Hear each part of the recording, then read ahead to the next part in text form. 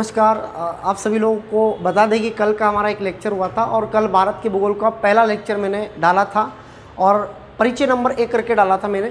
तो ये lecture number 2 है। अगर आप लोगों ने पहला वाला नहीं देखा लेक्चर नंबर 1 तो आपको उसकी डिस्क्रिप्शन में मैं लिंक दे रहा हूँ और साथ ही साथ PDF भी आप डाउनलोड कर सकते हैं, उसकी भी लिंक आपको इसमें मिल जाएगी डिस्क्रिप्शन बॉक्स में। तो आप डिस्क्रिप्शन बॉक्स में लिंक को ओपन करके पहला वीडियो भी देख सकते हैं और साथ साथ आप PDF के लिए अपना टेलीग्राम ग्रुप जो चैनल बना है MP360 बाई ईश्वर सर, उसको भी ज्वाइन कर सकते हैं। देखिए, आज हम पढ़ेंगे भारत की भौगोलिक स्थिति एवं विस्तार के बारे में। यानी कि भारत का एक्चुअल में विश्व की दृष्टि से भारत है किधर, भारत का अक्षांशीय और देशांतरी विस्तार क्या है, विस्तार का अंतर क्या है, हमारे भारत का विस्तार कितना है, तो ये सारी बातें आज हम करने वाले हैं। देखिए, आप सभी को पता होगा, दिशा का ज्ञान तो सभी को होगा। आप जानते हैं इधर आपका क्या है, उत्तर दिशा है, इधर आपकी क्या है, उत्तर दिशा है, इधर आपकी कौन सी पश्चिम दिशा हो जाएगी, इधर आपकी पूर्व दिशा हो जाएगी और साथ ही साथ नीचे आपका क्या हो जाएगा, दक्षिण दिशा हो जाएगी। ये तो आपको सबको पता। बीच में आपका मध्य दिशा हो जाएगी, है ना, तो बीच में आपका मध्य हो जाएगा। अब थोड़ा सा जानते हैं दोस्तों कि एक्चुअल में भारत की जो स्थिति है वो क्या है और हम स्थिति को कैसे निकालते हैं। तो ध्यान दीजिएगा, इसके लिए आपको याद होना चाहिए अक्षांश एवं देशांतरी विस्तार। एक्चुअल में हम लोग अक्षांश और देशांतर को अलग से पढ़ेंगे, इसका पूरा टॉपिक है, लेकिन हम बात ये कर रहे हैं कि भारत की भौगोलिक स्थिति और विस्तार क्या है, तो उसमें अक्षांश और देशांतर को जानना भी जरूरी है। थोड़ी सा जान लेते हैं, थोड़ा सा बेसिक बातें मैं आपको बता देता हूँ। देखिए दोस्तों, याद रखना, जैसे मान लो ये हमारी पृथ्वी है, जैसे हमारी पृथ्वी है। अब इस पृथ्वी में क्या होता है कि पृथ्वी में स्थिति का पता लगाने के लिए, किसी भी जगह का पता लगाने के लिए, किसी देश का पता लगाने के लिए अक्षांश और देशांतर का ज्ञान होना जरूरी है। बिना अक्षांश और देशांतर के हम किसी भी जगह का पता नहीं लगा सकते, किसी भूभाग का पता नहीं लगा सकते। इसलिए अक्षांश और पृथ्वी के मानचित्र के ऊपर कुछ ऐसी रेखाएं खींची गई है जिसके माध्यम से, ये रेखा हालांकि काल्पनिक है लेकिन इनके माध्यम से स्थिति का पता लगाया जा सकता है। देखो, बीच में एक लाइन खींची हुई है और एक ऊपर से नीचे तक लाइन खींची हुई है। आप जानते हैं ये ग्लोब के ऊपर खींची जाने वाली रेखाएं हैं। बीच में जो पृथ्वी को 2 बराबर भागों में बांटती है, इनकी भूमि के मध्य से गुजरने वाली रेखा को भूमध्य रेखा या फिर 0 डिग्री रेखा कहा जाता है। इसी को विषुवत रेखा भी कहते हैं या फिर इसी को बोलते हैं क्या, 0 डिग्री रेखा। अब थोड़ा सा ध्यान समझना इस बात को।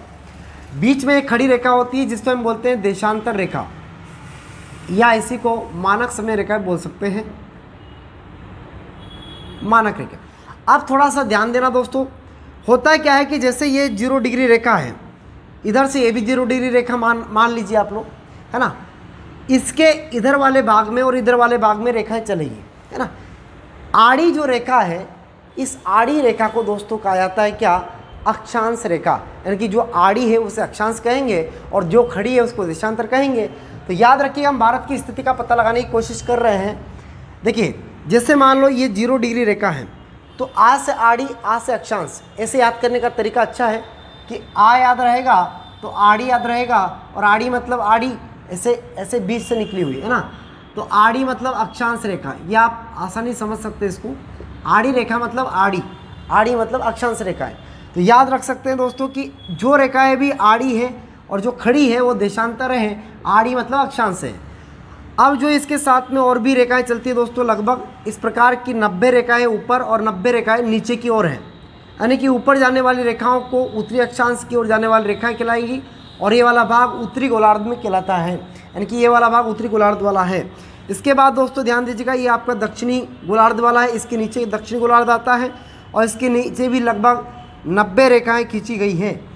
अब भारत की स्थिति का पता हम लगाएंगे कैसे, सेम टू सेम ऐसे ही इसके भी 180 रेखाएं इधर और 180 रेखाएं इधर, 360 रेखाएं लगभग जो है देशांतरी होती हैं और इसमें 180 यानी कि अक्षांश की टोटल 90 एक तरफ होगी, 90 एक तरफ होगी और बीच में एक होगी, तो बराबर 181 रेखाएं होती है अक्षांश में, जबकि देशांतर में 360 होती है। तो देशांतर रेखाएं दोस्तों ये आपकी खड़ी रेखाएं होती हैं। अब माना कि आपका बीच वाला पॉइंट, बीच वाली रेखा कौन सी, ये वाली थी, ये वाला बीच वाला पॉइंट है हमारा।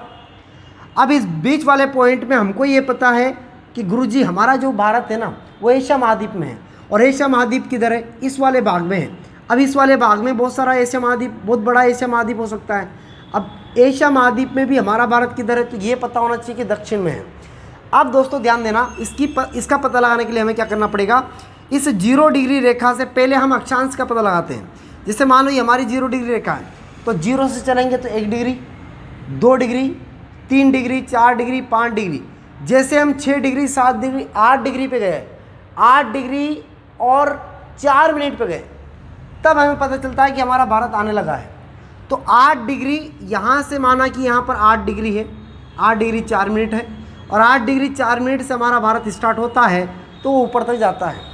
तो ये वाला हिस्से में अगर भारत है तो ये कहलाएगा हमारा 8 डिग्री से भारत स्टार्ट होता है।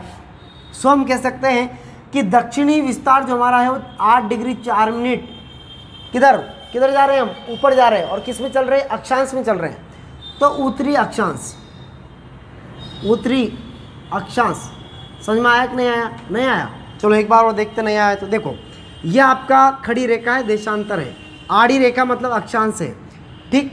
अब हमारा जो भारत है वो माना कि यहाँ पर इस जगह भारत बसा है, थोड़ा सा और ऊपर कर लेते हैं भारत को, यहाँ माना कि भारत बसा है इस जगह से।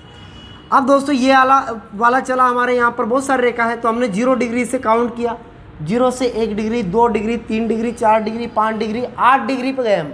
8 पे भी नहीं, 8 डिग्री 4 मिनट पे पहुँचे तो भारत शुरू हो गया, यानी कि भारत यहाँ से भारत चालू हो गया।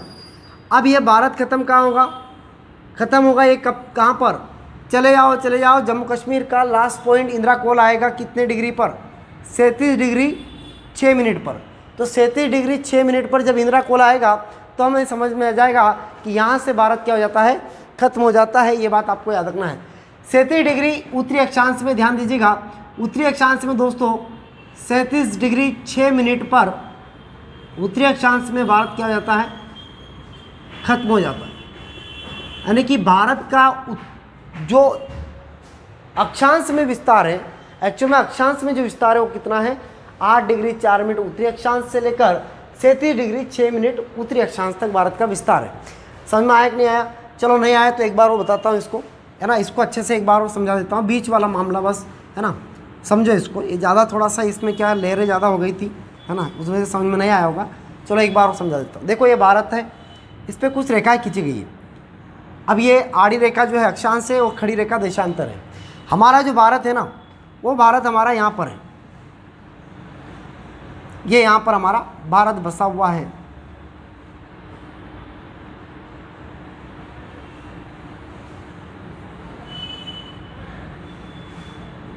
ये हमारा भारत है। तो हम क्या करें, हम यहाँ से चले ऊपर, किधर चले, ऊपर, यानी कि उत्तर की ओर चले। तो 0 डिग्री से हम गए 1 degree, 2 degree, 3 degree, 4 degree, 5 degree, 6 degree, 7 degree, 8 degree, 8 degree. तो 8 डिग्री पर भी भारत नहीं आया।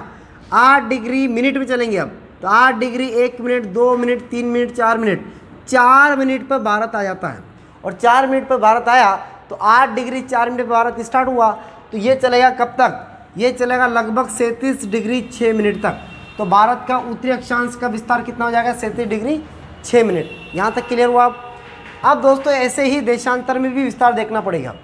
जैसे अब बात हम ये कर रहे हैं, अगर आपसे क्वेश्चन कर लिया जाए कि भारत किधर स्थित है विश्व की दृष्टि से, तो विश्व की दृष्टि से तो भारत किधर है, अभी विश्व की दृष्टि से पूछा आपसे, तो आप सभी को पता है कि यहाँ उत्तर है और ये आपका कौन सा है, ये पूर्व है। तो ये उत्तर, ये पूर्व, दोनों के बीच में क्या है, भारत। सो हम कह सकते हैं कि उत्तर पूर्व में क्या है, उत्तर पूर्वी गोलार्ध में भारत स्थित है।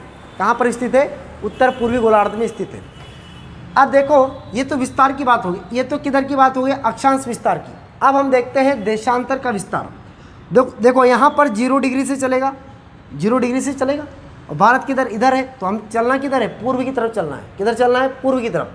तो दोस्तों देखो यहाँ से ये भारत स्टार्ट होगा 0 डिग्री से, 1 degree, 2 degree, 4 degree, 5 degree, 6 degree पर भी नहीं आएगा, 10 डिग्री, 20 डिग्री, 30 डिग्री, 40 डिग्री, 50, 60, 65 और 68 डिग्री।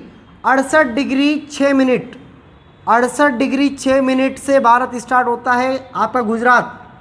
68 डिग्री 6 मिनट से गुजरात स्टार्ट होगा, जो ये चलता जाएगा और ये चलेगा किधर, इधर की साइड में, ये पूर्व में चलेगा किधर, तो ये लगभग 97 डिग्री 25 मिनट तक आपका अरुणाचल प्रदेश का लास्ट बिंदु चलता है की बिंदु। तो याद रखिएगा दोस्तों, आपका इधर का जो विस्तार आएगा, इनकी देशांतरी विस्तार जो आएगा ये आएगा 68 डिग्री 7 मिनट से लेकर ये चलेगा 97 डिग्री 25 मिनट तक। किधर चल रहा है हम, इधर से किधर चल रहे हैं, पूर्व की तरफ चल रहे हैं, तो क्या आएगा पूर्वी देशांतर। क्या आएगा पूर्वी देशांतर, दोनों में एक ही आएगा। क्यों आएगा, क्योंकि हम चल किधर रहे हैं पूर्व की तरफ। इधर भी क्या आएगा पूर्वी देशांतर। ये काफ़ी बच्चों का कन्फ्यूज़न रहता है कि एक समस्या क्या है, दोनों तरफ पूर्वी पूर्वी लिखते हैं हम, क्यों लिखते हैं पूर्वी देशांतर क्यों लिखते हैं, जबकि ये दिशा पश्चिम है वो दिशा पूर्व है, दोनों तरफ पूर्वी क्यों लिखते हैं, क्योंकि हम चल किधर रहे हैं पूर्वी की तरफ चल रहे हैं। इतना कॉन्सेप्ट क्लियर हुआ आप लोगों का। अब हम आगे बढ़ते दोस्तों, ये तो हो गई हमारा क्या अक्षांशी देशांतरी विस्तार। ठीक है, चलो अब हम इसको मिटाते हैं, अब हम थोड़ी सी आगे की बातें करते हैं। यह आपका हो गया अक्षांशी देशांतरी विस्तार, समझ में आया होगा आप लोगों को। अब दोस्तों देखो ध्यान से देखना, अगर आपसे पूछा जाए कि भारत की स्थिति क्या है तो उत्तर पूर्वी गोलार्ध। लेकिन अगर आपसे ये पूछा जाए कि अक्षांश की दृष्टि से भारत का विस्तार कितना है, तो अक्षांश की दृष्टि से भारत का विस्तार कितना है 8 डिग्री 4 मिनट से लेकर 37 डिग्री 6 मिनट। और अगर आपसे पूछा जाए कि देशांतर में विस्तार कितना है, तो 68 डिग्री 7 मिनट पूर्वी देशांतर से लेकर 97 डिग्री 25 मिनट पूर्वी देशांतर तक क्या है भारत का देशांतरी विस्तार है। अब हम बात करते हैं दोस्तों आगे, भारत के बीच से कुछ रेखाएं गुजरती है। कौन कौन सी रेखा है, तो एक रेखा यहाँ बीच से गुजरती है भारत के, और एक रेखा ऊपर से गुजरती है इधर, यहाँ से गुजरती है इधर, ऐसे गुजरती। ये जो रेखा गुजरती है ना, इस रेखा का नाम है, ये रेखा कौन सी आपकी कर्क रेखा।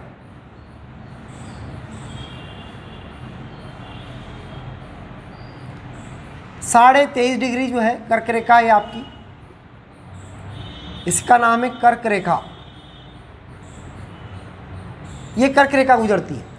कर्क रेखा गुजरेगी सबसे पहले कहाँ से, गुजरात से, गुजरात के बाद राजस्थान से, राजस्थान के बाद एमपी से, एमपी के बाद छत्तीसगढ़ से, छत्तीसगढ़ के बाद झारखंड से, और उसके बाद पश्चिम बंगाल से, और पश्चिम बंगाल के बाद त्रिपुरा से, और त्रिपुरा के बाद एमजेड मिजोरम से। यानी कि भारत के लगभग 1 2 3 4 5 6 7 और 8 राज्यों से होकर कर्क रेखा गुजरती है। और ये आठों के आठों राज्य आपको याद होना चाहिए दोस्तों मैप से, गुजरात, राजस्थान, मध्य प्रदेश, छत्तीसगढ़ और झारखंड, पश्चिम बंगाल और त्रिपुरा और आपका मिजोरम। चाहो तो कर्क रेखा के लिए आप चाहो तो एक ट्रिक भी याद रख सकते हैं, कर्क रेखा 8 राज्यों से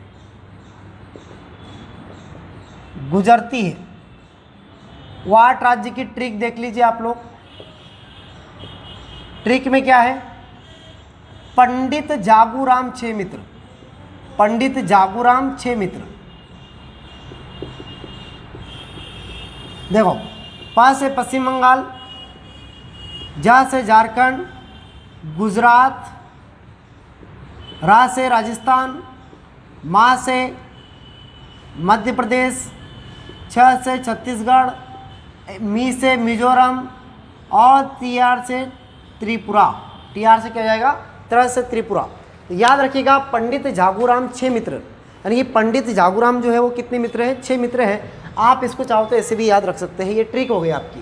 ठीक है दोस्तों, तो ये हो गया आपकी रेखा कौन सी। चाहो तो आप इसको लिख लीजिए, मतलब स्क्रीनशॉट ले लेना है इसका, है ना, स्क्रीनशॉट ले सकते हैं आप लोग। देखिए अब हम बात करते हैं आगे, इसके साथ साथ एक मानक समय रेखा है हमारे यहाँ पर। तो मानक जो समय रेखा है वो दोस्तों आपके गुजरती है यहाँ से यूपी से। यूपी में भी कहाँ पर, इलाहाबाद, इलाहाबाद में भी कहाँ पर, तो याद रखिएगा नैनी, नैनी नामक एक जगह पड़ती है, नैनी। चलाओ ना नैनों से बांध रहे, नैनी नाम तो सुने होगा आपने। तो नैनी जो स्थान है काफ़ी प्रसिद्ध नाम है ये नैनी। तो नैनी इलाहाबाद के यूपी के इलाहाबाद में पड़ता है नैनी। वहाँ से एक रेखा गुजरती है जिसका नाम है 82.5 डिग्री रेखा बोलते हैं इसको, 82 बना पर। तो याद रखिएगा दोस्तों 82.5 डिग्री जो रेखा है उसे हम बोलते हैं क्या, मानक समय रेखा। और ये मानक समय रेखा गुजरती कहाँ से, तो ये कहाँ से गुजरती देखिए आप लोग। एक तो यूपी से गुजरेगी, एक गुजरेगी कहाँ से, एमपी से। तो दोस्तों ध्यान देना, एमपी के केवल सिंगरौली से गुजरती है रेखा। उसके बाद ये ज़्यादातर कहाँ गुजरती है? छत्तीसगढ़ राज्य में गुजरती है। और छत्तीसगढ़ से होते हुए ये रेखा जाती है कहाँ पर? उड़ीसा में। और उड़ीसा के बाद जाती है कहाँ पर? आंध्र प्रदेश में। तो 1, 2, 3, 4 और 5 यानी कि मानक समय रेखा कुल 5 राज्यों से गुजरती है। कितने राज्यों से गुजरती है? 5 राज्यों से गुजरती है। ये बात आपको याद रखना है, ठीक है दोस्तों। और कर्क रेखा और मानक समय रेखा दोनों को एक दूसरे को काटती है कहाँ पर? किस राज्य में? तो कर्क रेखा और आपकी मानक समय रेखा दोनों को एक दूसरे को कहाँ काटती है? एक दूसरे को काटती है कहाँ पर? एक दूसरे को काटती है कहाँ पर? छत्तीसगढ़ में। छत्तीसगढ़ में एक दूसरे को क्या करती है? काटती है। ये बेसिक बातें आपको याद रखना है। तो क्लियर हुआ दोस्तों? ये आपका बेसिक बातें मैंने आपको बताई है। अब हम आगे बढ़ते हैं। आगे हम भारत का विस्तार के बारे में और भी जानकारी प्राप्त करते हैं कि एक्चुअल में भारत का विस्तार कितना है। तो दोस्तों ये आपको समझ में आया होगा, स्क्रीनशॉट ले लीजिए फटाफट, फिर अपन आगे बढ़ते हैं। यहाँ तक क्लियर हुआ होगा आप लोगों को? चलिए हो गया। अब हम दोस्तों आगे बढ़ते हैं। ये तो हो गया आपका अक्षांशीय देशांतरी विस्तार। अब भारत का एक्चुअल में विस्तार देखते हैं हम कि भारत एक्चुअल में कितना लंबा और कितना चौड़ा है। किलोमीटर में हम देखते हैं इसको। चलो ध्यान दीजिएगा।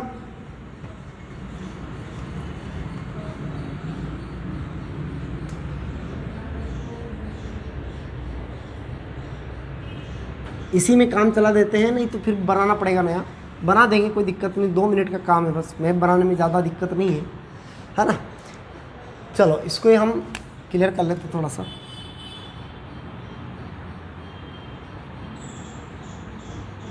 है ना, मैप से पढ़ाई करो दोस्तों, मैप से पढ़ाई करो आप लोग, है ना। मैप से पढ़ने में बहुत बड़ा फ़ायदा है आप लोगों को, और मैप से ही पढ़ा करो।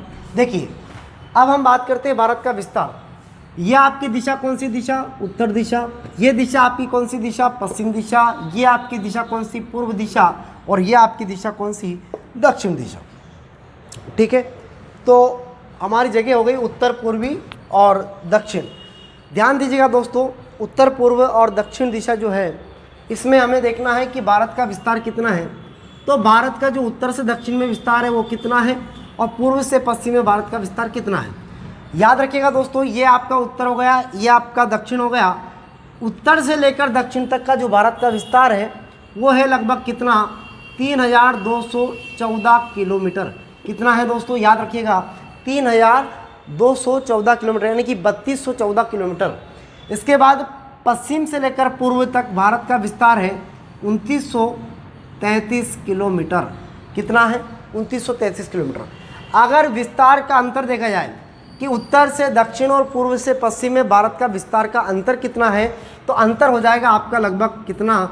विस्तार का अंतर, विस्तार का अगर आपसे कभी कभी एग्जाम में अंतर पूछ ले जाए तो विस्तार का अंतर हो जाएगा लगभग 281 किलोमीटर। क्लियर सभी का दोस्तों? यहाँ तक किसी को कोई आपत्ति हो तो बता दीजिए आप लोग। नहीं है ना आपत्ति? चलो आगे बढ़े अपन। तो भारत की आकृति कैसी है आप सभी को पता है? चतुष्कोणीय आकृति है भारत की। भारत की आकृति कैसी है? चतुष्कोणीय। तो भारत की आकृति से भी प्रश्न आ सकता है। तो भारत की आकृति कैसी है? तो भारत की आकृति चतुष्कोणीय है।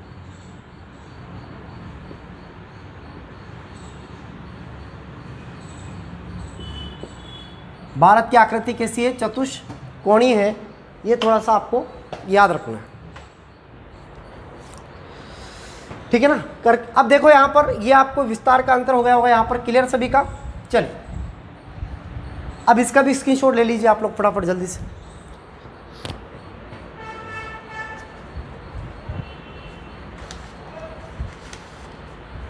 चलिए हो गया। अब दोस्तों साथ ही साथ हम देख लेते हैं क्या अंतिमतम बिंदु, यानी कि भारत के राज्य के जो अंतिमतम बिंदु उसको देख लेते हैं। भारत के राज्य के अंतिमतम बिंदु में सबसे उत्तरी जो बिंदु होगा वो होगा हमारा कहाँ पर? इंदिरा कोल। और इंदिरा जो कोल है दोस्तों यहाँ कहाँ पर होगा? तो इंदिरा कोल वर्तमान में आपको बताना है क्या? लद्दाख। क्या बताओगे? इंदिरा कोल अब जो है लद्दाख में है। आपको गलती से भी क्या नहीं बताना है? जम्मू कश्मीर नहीं बताना है, क्योंकि वर्तमान में आपको पता है कि जम्मू कश्मीर राज्य का दर्जा हटा दिया, उसको यूनियन टेरिटरीज बना दिया, अर्थात 2 यूटी बन गए। एक जम्मू एंड कश्मीर यूटी अलग हो गया और आपका लद्दाख यूटी अलग हो गया। तो यह लद्दाख यूटी में ही पड़ता है क्या, इंदिरा कोल। तो इंदिरा कोल आपका सबसे उत्तरी हिस्सा हो जाएगा आपका क्या, उत्तरी पॉइंट हो जाएगा क्या, इंदिरा कोल। और ध्यान दीजिएगा दोस्तों, सबसे दक्षिणी बिंदु में यहाँ पर देखिए आपका पड़ता है अंडमान एवं निकोबार द्वीप समूह। अंडमान निकोबार द्वीप समूह में बहुत सारे, अंडमान और निकोबार के बहुत सारे अलग अलग हैं। जैसे अंडमान की अगर बात करें तो छोटा अंडमान, मध्य अंडमान, वृहद अंडमान, फिर आता है निकोबार तो छोटा निकोबार, मध्य निकोबार, वृहद निकोबार, है ना। तो ऐसे करके जब ग्रेट निकोबार में हम जाते हैं तो लास्ट में वहाँ पर एक पॉइंट पड़ता है, उस पॉइंट का नाम है दोस्तों क्या, तो याद रखिएगा उस पॉइंट में आता है इंदिरा पॉइंट। क्या आता है, इंदिरा पॉइंट। इंदिरा जो पॉइंट है ये 2004 में सुनामी आई थी, उसमें बह गया, मतलब ध्वस्त हो गया। लेकिन हमें तो पढ़ना है, एग्जाम में तो आएगा ना, तो पढ़ना तो पड़ेगा।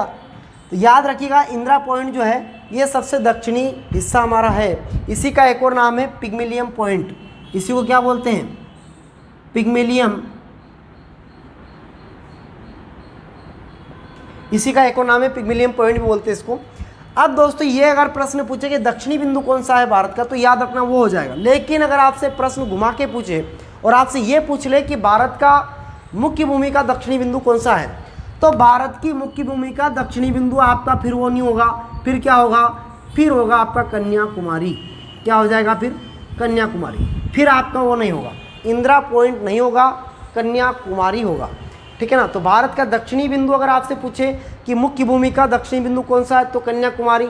फिर पूछे कि प्रश्न ऐसा भी कर ले कि भारत के राज्य का दक्षिणतम बिंदु कौन सा है, तो भी क्या होगा, कन्याकुमारी। लेकिन अगर आपसे पूछे कि भारत का दक्षिणी बिंदु कौन सा है, तो फिर उत्तर आपका कन्याकुमारी नहीं होगा, फिर क्या होगा, इंदिरा पॉइंट होगा। यहाँ तक समझ में आया सभी को। अब देखो दोस्तों, ये आपका पश्चिमी एरिया, यानी कि पश्चिमी राज्य का सबसे अंतिमतम बिंदु गुजरात में पड़ता है। गुजरात का गोहर माता जो है दोस्तों, ये सबसे अंतिमतम बिंदु पड़ता है।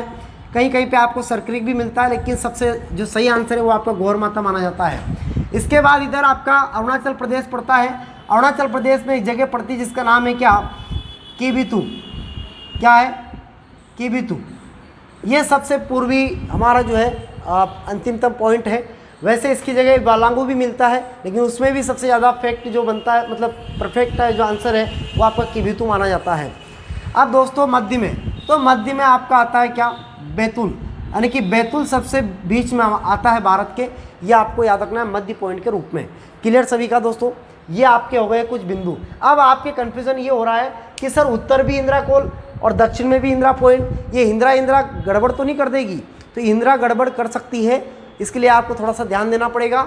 ये इंदिरा कोल है और ये दक्षिण में है इंदिरा पॉइंट। जब भी हम कॉल करते हैं किसी को तो नेटवर्क का इशू रहता है, और नेटवर्क जब रहता है तो नहीं रहता है तो हम छत पे चढ़ जाते हैं, यानी कि ऊपर चढ़ते हैं। तो ऊपर जब चढ़ते हैं तो कॉल लगता है। सो हम कह सकते हैं कि इंदिरा कॉल मतलब उत्तर की ओर जाना है। ठीक है, यानी कि ऊपर जाने पर ही कॉल लगेगा। तो इंदिरा कॉल ऊपर जाने पर लगेगा, मतलब उत्तर की ओर इंदिरा कॉल आएगा, दक्षिण में इंदिरा पॉइंट रहेगा। चलो यहाँ तक कोई समस्या नहीं होनी चाहिए, स्क्रीनशॉट ले लीजिए फटाफट। आगे बढ़ते हैं दोस्तों। यहाँ तक तो मुझे याद है कि आपको समझ में आया होगा। अब थोड़ी सी बेसिक बातें आपको बता देता हूँ साथ साथ में। ये स्क्रीनशॉट ले लिया होगा आपने। अब देखो, अब मिटा देते फिर वापस बना देंगे, है ना। मैप बनाने में ज़्यादा टाइम नहीं लगता है। अगर आपकी प्रैक्टिस अच्छी है तो मैप बनाने में कोई वक्त नहीं लगेगा आपको, है ना। तो आप लोग भी मैप को ज़्यादा से ज़्यादा बनाने की कोशिश करिएगा। बहुत अच्छा लगेगा जब आप मैप से पढ़ने लगेंगे। आपको चीज़ें रटना नहीं पड़ेगी, आपको चीज़ों का एक मैपिंग आपके दिमाग में इमेज बनी रहेगी। ये कब बनेगी, जब आप मैप से पढ़ोगे। चलिए अब आगे बात करते हैं दोस्तों। याद रखिएगा, अब हम कुछ बेसिक बातें करते हैं। जैसे भारत की अगर बात करें हम लोग कि भारत की प्रादेशिक समुद्री सीमा क्या है। प्रश्न आता है कि भारत की जो प्रादेशिक समुद्री सीमा, जिसे हम टेरिटोरियल सीए बोल सकते हैं हम इसको, यानी कि प्रादेशिक समुद्री सीमा। तो याद रखिएगा दोस्तों, भारत की प्रादेशिक समुद्री सीमा की अगर बात की जाए तो समुद्री सीमा क्या होती है कि समुद्र के अंदर कुछ जल तट रेखा जो टेढ़ी मेढ़ी होती है, उससे हम मतलब एक सीमा बनाई जाती है समुद्र के अंदर। तो हमारी जो प्रादेशिक समुद्री सीमा जो होती है वो दोस्तों आपकी 0 से लेकर लगभग 12 मील तक होती है। कहाँ तक होती है? 0 से लेकर 12 मील तक प्रादेशिक समुद्री सीमा होती है। इस 12 मील के अंदर क्या होगा, यानी कि समुद्र के राज्य के जहाँ से राज्य की तटरेखा लगेगी वहीं से समुद्र की सीमा स्टार्ट हो जाएगी, यानी कि वहीं से आपकी प्रादेशिक सीमा स्टार्ट हो जाती है। तो प्रादेशिक सीमा जो है 0 से लेकर, यानी कि तट से लेकर 12 मील तक अंदर, समुद्र के अंदर तक, वहाँ तक भारत का उसमें अधिकार रहेगा और संपूर्ण क्षेत्र में भारत का अधिकार रहेगा। संपूर्ण क्षेत्र में भारत का अधिकार,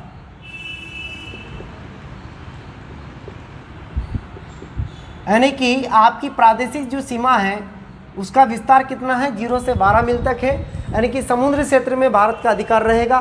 चाहे वो बंदरगाह हो, हमारे बंदरगाह रहेंगे, कोई खनिज संपदा निकली हो तो भी हमारी रहेगी, यानी कि संपूर्ण क्षेत्र पर हमारा अधिकार रहेगा 12 मील तक। और याद रखिएगा इसका जो यहाँ पर जो चलता है, इसमें मील जो चलता है वो कितना चलता है? समुद्री मील अलग होता है और हमारा मील जो अलग होता है वो अलग होता है। जो अपन नापते हैं ना, ज़मीन वगैरह को मापते हैं, वो मील अलग होता है। समुद्री मील थोड़ा अलग है। समुद्री मील में क्या होता है? तो समुद्री मील में याद रखिएगा, समुद्री मील में एक समुद्री मील में लगभग 1.8 किलोमीटर जगह होती है। कितनी होती है? 1.8 किलोमीटर। जैसे 1800 बोल सकते हैं आप इसको, 1800 मीटर। जबकि अगर हम देखें तो वैसे तो 1 मील में कितनी दूरी होती है? 1 मील में लगभग 1.6 किलोमीटर होता है, 1600 मीटर की समथिंग। तो याद रखिएगा भारत की प्रादेशिक सीमा जो है वो कितनी है? 0 से लेकर 12 मील तक संपूर्ण क्षेत्र में भारत का अधिकार रहेगा। दूसरी बात,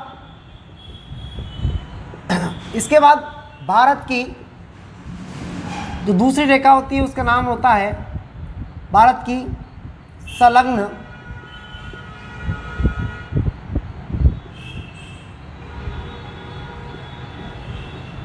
समुद्री सीमा। तो भारत की संलग्न समुद्री जो सीमा है ये लगभग चलती है कहाँ से कहाँ तक? तो 12 मील से लेकर लगभग 12 मील से लेकर 24 मील तक। कहाँ तक चलती है? 12 से 24 मील तक चलती है। इस क्षेत्र में भारत जो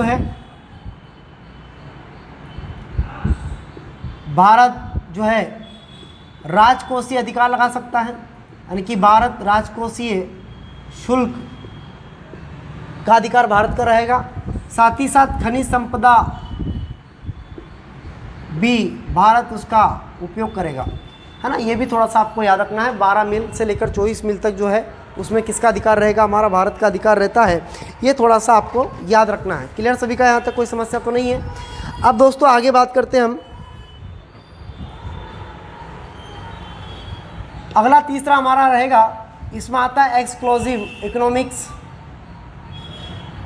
एक मिनट। बात की तीसरी जो आएगी वो आपकी आएगी अनन्य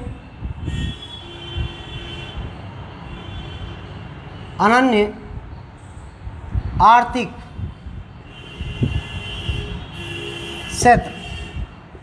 ये तीसरी रेखा है जो चलती लगभग कितने तक? 24 मील से लेकर 200 मील तक। अनन्य आर्थिक जो क्षेत्र है दोस्तों, इसमें क्या होगा कि इसको हम EEA भी बोलते हैं, यानी कि एक्सक्लूसिव इकोनॉमिक एरियाज। तो याद रखिए अनन्य आर्थिक जो क्षेत्र है इसमें क्या होता है? 24 मील से लेकर 200 मील तक का जो क्षेत्र होता है उसमें क्या होता है? उस क्षेत्र में हमारा जो अधिकार रहता है वो क्या क्या रहता है वो देख लीजिए आप लोग। जितने भी समुद्र के अंदर अनुसंधान होंगे उस अनुसंधान में हमारा क्या रहेगा दोस्तों? हमारा अधिकार रहेगा। उसमें किसी और का अधिकार नहीं हो सकता है, वो केवल और केवल किसका? भारत का अधिकार होता है ना। साथ ही साथ अनुसंधान हो गया। अनुसंधान के बाद जैसे कोई गैस कारपोरेशन से संबंधित, ONGC के कारखानों से संबंधित, जैसे खनिज कारखानों संबंधित, खनिज संपदा के संबंध में ये भी हमारा अधिकार रहता है। साथ ही साथ इसी में और क्या हो सकता है दोस्तों? तो इसी में जैसे जल शक्ति हमें परीक्षण करना हो, जल शक्ति परीक्षण के संबंध में इसमें भी हमारा अधिकार रहता है। तो ये याद रखिएगा आप लोग। 3 लाइन है, हालांकि ज़्यादा इम्पोर्टेंट इसमें, जैसे आप अच्छी लेवल की एग्ज़ाम देते हैं तो उसमें यहाँ से प्रश्न बनते हैं, ये थोड़ा सा आपको याद रखना है। क्लियर सभी का? चलिए स्क्रीनशॉट ले लीजिए, फटाफट आगे बढ़ते हैं दोस्तों। यहाँ तक समझ में आया होगा आप लोगों को, है ना। चलिए क्लियर सभी का यहाँ तक, कोई समझ